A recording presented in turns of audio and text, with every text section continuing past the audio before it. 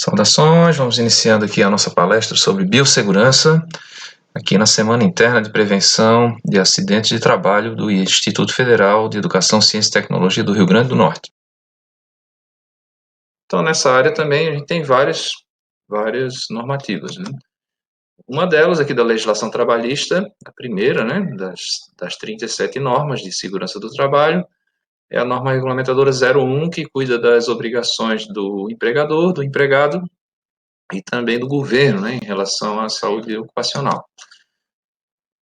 A norma número 9 tem aqui o principal programa de higiene ocupacional do Brasil, Programa de Prevenção de Riscos Ambientais.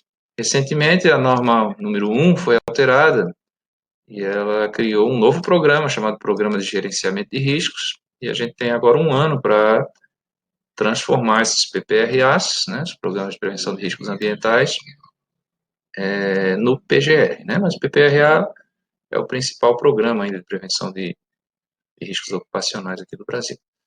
A norma número 15 tem um anexo que trata, a norma número 15 é a norma da insalubridade, né, um adicional que se paga para alguns agentes, né, agentes físicos, químicos e também biológicos, né, e o anexo 14 trata dos riscos biológicos, mas ele não fala de prevenção de riscos, ele só fala qual situação o funcionário tem que ganhar o adicional, né. A norma 32, essa sim, né, o segurança e saúde do trabalho para serviços de saúde, né, do ambiente hospitalar, principalmente, né. E a nossa Agência Nacional de Vigilância Sanitária também tem várias resoluções, né, uma delas é essa aqui, resolução da Diretoria Colegiada 306, cuida dos resíduos de serviços de saúde. Também a RDC 50 trata aqui das construções, as características das construções para o serviço de saúde. Recentemente, a gente está aqui na pandemia, né, e está tendo que construir hospitais de campanha. Esses hospitais têm que ser construídos num certo padrão, mesmo que sejam provisórios, mas um certo padrão para evitar a contaminação do paciente e também dos trabalhadores, dos profissionais de saúde. E, finalmente, a nossa lei de biossegurança, Lei Brasileira de Biossegurança, que ela trata de temas gerais. Basicamente, ela vai cuidar aqui da clonagem humana, ela proíbe a pesquisa e a clonagem humana no Brasil. Fala também da pesquisa em célula-tronco, né, e proíbe no Brasil as pesquisas com célula-tronco embrionária humana, né. E também os organismos geneticamente modificados, os OGMs, que a gente já tem vários, aí um deles é o milho BT, né, e também a soja RR, que são organismos que têm sua informação genética alterada para ter uma característica de resistência, né. Então, para uma legislação funcional, tem que ter fiscalização. E a gente tem na área de biossegurança a Agência Nacional de Vigilância Sanitária, né, que vai estar fiscalizando, por exemplo, ambientes de saúde, né, restaurantes, cuida da saúde pública, e também as coordenações estaduais e municipais, né, vigilância sanitária municipal e estadual. Temos também o órgão de meio ambiente, né, que vai cuidar das licenças ambientais e de estabelecimentos. O Ministério da Agricultura cuida da segurança alimentar, né, sanidade animal, segurança alimentar, aquele famoso carimbo do CIF, né, que a gente tem nas carnes, né. A Secretaria Federal do Trabalho cuida aí dessa questão laboral, né, a questão da segurança do trabalho do profissional, né, que está trabalhando em ambientes biológicos. Também as polícias, no caso aí de ordem pública, de calamidades, né, de organização social, inclusive agora na pandemia do corona, né, a questão da mobilidade social, orientação da população também, né. Os conselhos federais, né, esses aqui fiscalizam os códigos de ética, né, os códigos de ética profissional, por exemplo, o conselho regional em cada estado, claro, vão ter os conselhos regionais, né, de engenharia CREA, né, Conselho Regional de Engenharia e Agronomia, o Conselho Regional de Medicina, né, e também o Conselho Regional de Enfermagem, entre vários outros conselhos regionais aí de fisioterapia, odontologia, esses que cuidam aí dessa questão de profissionais que têm esse contato com o biológico. Também as secretarias de Estado dos municípios, deixa eu ver essa câmera aqui, secretarias de saúde, né, dos estados e municípios, importantíssimo aí para os sistemas de saúde. o próprio Ministério da Saúde. Temos também os sindicatos, que regulam essa relação entre o capital e o trabalho, né, os direitos dos trabalhadores, e também os sindicatos patronais, né, que defendem aqui os direitos das empresas. Já vê na internet muitos símbolos, né, esse aqui mais demoníaco, esse aqui mais vampiresco, esse outro mais fofinho, esse outro aqui mais aracnídeo, e esse mais sanguinolento, né. O símbolo padrão é esse, uma norma aí para definir todas as dimensões, os raios, e ele vem daqui, do microscópio, né, que ele tem a ver com micro-organismos. Então, as 3 lentes objetivas aí do microscópio e ao centro a lente ocular.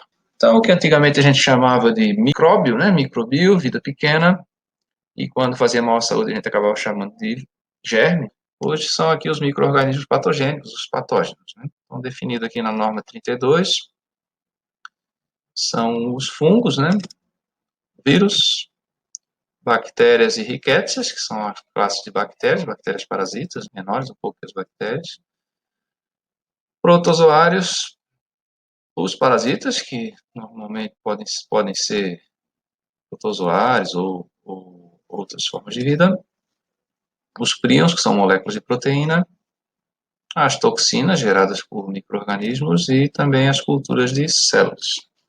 No caso aqui de uma biópsia, né, para a gente ver se o tumor é maligno, por exemplo, se faz uma cultura de células. Classificação de risco biológico. 4 níveis, né, do mais leve para o mais severo. Então, nível 1 seria aqueles micro-organismos que a nossa mãe nos treinou para defender, basta aí boas práticas de higiene, né? Nível 2 já tem aqueles que são mais difíceis de se conter. Né? Nível 3 seria aqueles que são potencialmente letais, porém, eles têm tratamento ou vacina. E nível 4 é aquele que é o potencialmente letal, como o vírus Ebola. Aqui é a pirâmide do CDC, o Centro de Controle de Doenças. Então, o BSL é Biosafety Level. Vamos falar algumas definições, comentar aqui o que é um hospedeiro. É aquele ser vivo que consegue conviver com o patógeno tempo suficiente para conseguir propagar esse agente. Tá? Ele pode também nunca desenvolver doença. O reservatório seria aquele local, aquele hospedeiro morto. Um cadáver, por exemplo, uma sala de lixo, um esgoto. O vetor é o agente que transporta o micro-organismo do hospedeiro do reservatório até o potencial infectado. Virulência é um conceito importante, capacidade de persistência e propagação. Quando um material, um agente biológico aí é mais virulento, quer dizer que ele precisa de uma quantidade menor de material orgânico para se propagar. E outro conceito é a carga viral, aqui sim é a quantidade do material biológico capaz de propagar a doença, um material contaminado, claro. Então, o que a gente pode concluir aqui? Quanto menor for essa carga viral, quanto menor for essa quantidade de material necessário para propagar a doença, mais virulento é o agente. Tá? Veja essa afirmação aqui. O sarampo é mais virulento do que a AIDS. É verdadeira essa afirmação, não quer dizer que a doença seja melhor ou pior. E ainda tem esse outro conceito de viremia, que é a quantidade do vírus no sangue do infectado. Por exemplo, o portador de HIV, a gente sempre trata para que ele tenha, não consegue eliminar ali ainda, né? O tratamento não consegue eliminar o vírus do organismo, mas consegue diminuir bem, né? Então, se monitora isso, a viremia, a quantidade do agente no sangue. Outro conceito aqui é o antibiótico, que seria aqui um químico, pode ingerir e criar aqui um ambiente hostil para o vírus, ou para a bactéria, ou para o fungo no nosso corpo.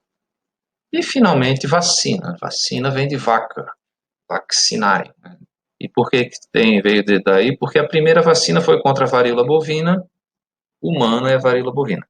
Basicamente, a diferença é que a varíola humana te mata e a varíola bovina quase te mata, mas você não morre, a maioria não morre, né?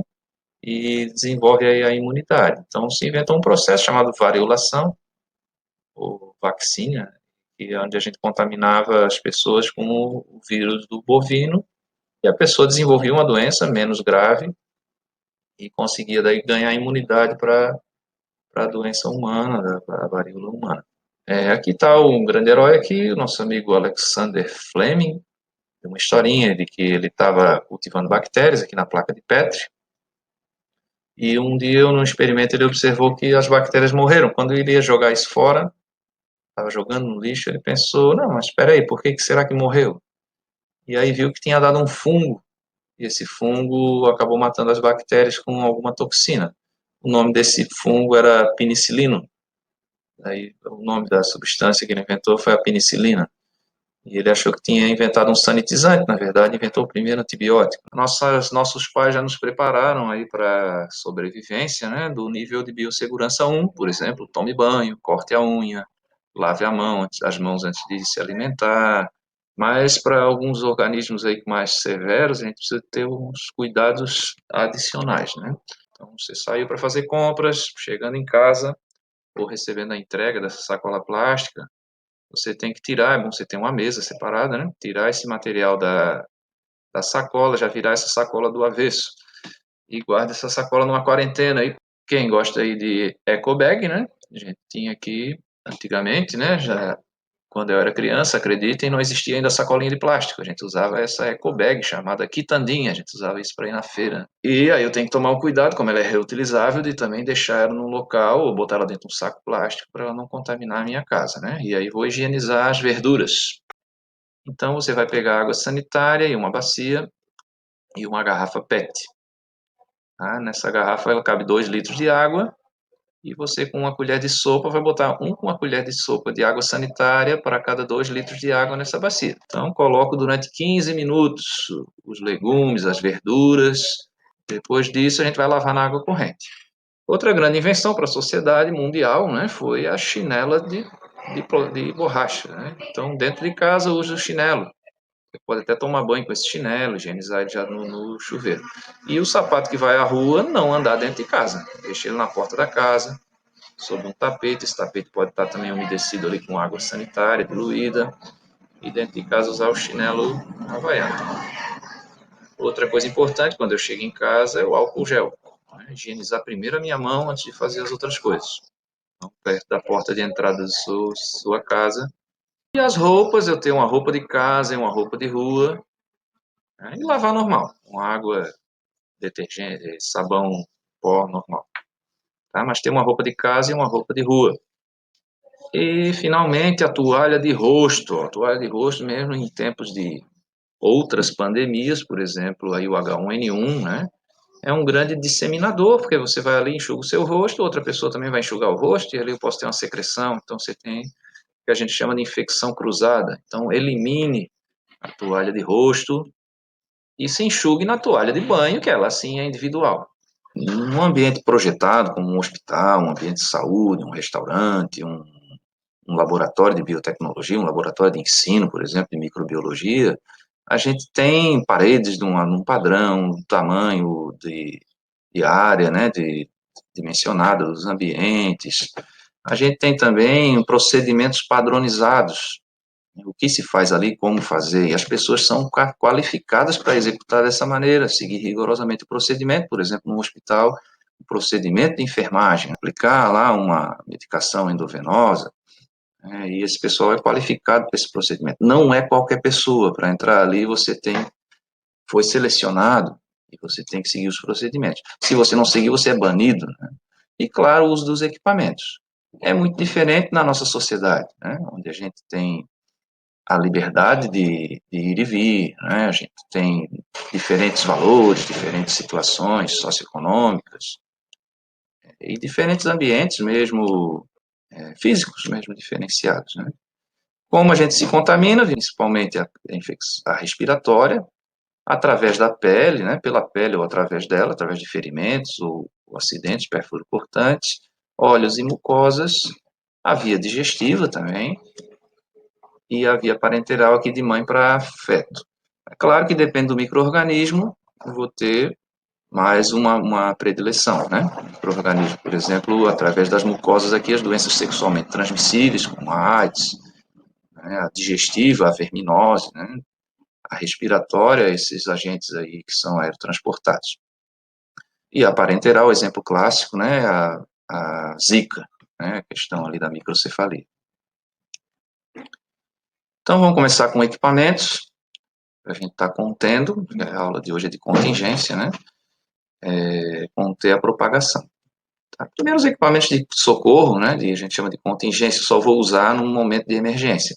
Então, chuveiro lava-olhos, por exemplo, lançou o material nos meus olhos, eu vou lá, aciono o chuveiro, não posso levar a mão no olho, né? O chuveiro e o lava-olhos. Né? Esse aqui eu tenho que ter acionamento manual. O extintor de incêndio, pegar fogo, apaga, né? Muita gente acha que o extintor de incêndio é um equipamento de proteção coletiva, não é? É um equipamento de contingência.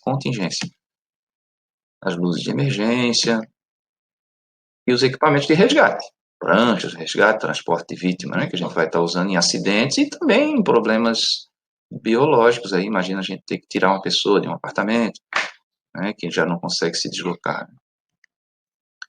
Outra coisa que está muito na moda agora, muita gente nunca tinha ouvido falar, o tal do EPI, né? São os equipamentos de proteção individual. Tem gente que põe sigla, plural na sigla, né? EPIs, bota um apóstrofe S, né? Ou fala equipamentos de proteções individuais. É o equipamentos de proteção individual, são aqueles que vão proteger cada pessoa, por exemplo, esse aqui que está muito famoso no momento, é a Face Shield, a gente fala assim em inglês para parecer mais bonitinho, mas é um protetor facial. E claro, para esse do risco biológico é bem diferente do protetor facial para projeção de partículas volantes, né? Partículas volantes, como uma esmerilhadeira, por exemplo, né? A gente tem que ter uma resistência ao impacto. Esse aqui não. Então, esse aqui tem que ser lavável, higienizável, confortável também, porque eu vou ficar o dia todo com ele, mas não precisa de uma resistência mecânica muito grande. Essa lente normalmente é flexível e muitos são até descartáveis. O respirador N95, ele tem vedação, ele consegue filtrar um dia de partícula bem menor, né? É o respirador que a gente vai estar usando na área próxima desse primeiro metro aí do infectado. Tá? Aqui no Brasil é o equivalente a N95, que é a norma americana, deixa eu dar minha câmera aqui, 92, né? Nos classificou essa máscara N95. É o equivalente à máscara de particulado 2, P2, que a gente acaba chamando de PFF2, peça facial filtrante para o particulado 2. E existe também o filtro, né, aquele filtro de cartucho, o P2 para as máscaras que não são descartáveis. Ok? Existem umas máscaras dessas que tem uma pequena válvula lateral, o pessoal acha até que aquilo ali é o filtro, não é o filtro é a própria corpo do respirador, o próprio corpo do respirador. Luvas, né? Luvas de látex. Importante aqui saber que a luva não é para proteger só o profissional, ela também é para proteger o paciente. Então, a gente não pode estar abrindo porta de luva, atendendo celular, a gente tem que trocar a luva quando vai trocar de paciente. Mas sempre ao retirar a luva, você vai retirar a primeira luva, virá-la do avesso, e aí você vai segurar ela na palma da outra mão que está com luva e virar a outra luva do avesso por fora dessa luva. Só que a segunda mão você estava sem luva, né? Então você tem sempre que lavar a mão antes e depois de usar a luva. As mãos. Né? Esse é o óculos ampla visão, também é um equipamento de proteção individual, a gente permite usar ele por cima do óculos de grau. A bata normal, né? A gente chama aqui não de EPI, mas de vestimenta profissional. Quanto menos adorno, melhor. Tá? Não é bom ter botão aparente, não é bom ter muito bolso, não é bom ter crachá pendurado. O cabelo não pode estar solto, tem que ter a touquinha, né? Aqui tem esses modelos aí, mas o foco aqui é o traje, né? Mas eu tenho que usar os outros procedimentos também. Tá? Touca. E agora os equipamentos de proteção coletiva, são aqueles equipamentos que protegem um ou mais indivíduos. Os EPCs vão estar protegendo uma ou mais pessoas. Muitos deles vão estar trabalhando, mesmo que a pessoa não queira estar sendo protegida, ele vai estar atuando, por exemplo, a própria instalação, o próprio prédio, né? Um piso antiderrapante, uma grade de contenção, um guarda-corpo. Então, um deles é a cabine química, né, chamada capela química. Mas o que isso tem a ver com risco biológico? Porque muitas vezes nos laboratórios a gente vai estar usando agentes químicos e a gente não quer que ele se disperse no ambiente. Então veja que essa pessoa está trabalhando sem a máscara porque eu tenho ali dentro um sistema de pressão negativa que está aspirando, né, esses vapores para um filtro ou um ambiente externo. Essa aqui da direita, a gente compra ela separada e monta ela sobre a bancada. A gente tem uma regulagem aqui de contrapeso para manter essa porta na altura que a gente deseja. Então, chama-se capela química. Essa é uma cabine de biossegurança nível 3. Aqui sim, para o risco biológico mais severo, ela é nível 3, mas ela vai servir para o agente biológico nível 4, né? Então, o que eu tenho aqui? Eu tenho luvas, tenho um ambiente aqui hermético, e aqui eu tenho uma autoclave de porta dupla, esse lado. Eu vou abrir aqui, colocar aqui o meu micro-organismo, fechar e abrir lá de por dentro, e aí vou manipular o meu micro-organismo lá, abrir da embalagem, né? Ao final, devolvo ele aqui para essa autoclave de porta dupla e injeto aqui vapor sobre alta pressão e temperatura para neutralizar o micro-organismo. Aqui dentro vou injetar material sanitizante e luz ultravioleta, para também higienizar, limpar aqui a minha cabine.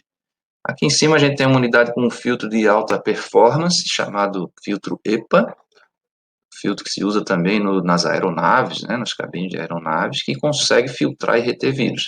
Não posso jogar esse filtro fora em qualquer local, né? Existe um procedimento de manutenção e eu tenho que descartar ele corretamente, higienizar. Aqui tem uma cabine de biossegurança também com ultravioleta, que a gente usa até o nível 3 de biossegurança. E ao final do experimento eu tenho que aplicar ultravioleta e higienizar ela com sanitizante. Importante em laboratório de biologia, na química também, a gente não ter superfícies porosas. A gente está vendo uma vidraria quebrada aqui, e aqui sangue, né? E aqui o reflexo da lâmpada. Mas lembrar que o granito, gente, ele é poroso. Você pega no granito da sua pia de cozinha, você vê que quando molha ele fica mais escuro, ele tem porosidade. Nesses poros vai se acumular por material químico e também o material biológico. Então, o recomendável, né? O granito é um material muito resistente, mas o recomendável é o impermeabilizar. Então, posso usar aqui uma camada de resina epóxi sobre essa bancada para evitar o acúmulo. Sempre tem que ser higienizável, impermeável e, claro, para que seja lavável. Outro equipamento que a gente utiliza aqui é o Descarpac. Por que a gente acabou dando o apelido de Descarpac? Porque foi o primeiro do Brasil, né? Mas a Descarpac também fabrica luva, fabrica seringa. Tem outros, tem Clean Box, tem outros nomes aí, acabou ficando com esse apelido. O nome técnico é coletador de material pérfuro cortante. E ele sempre tem que ter um suporte para ele não ficar rolando por cima da bancada, ele tem que ter um local.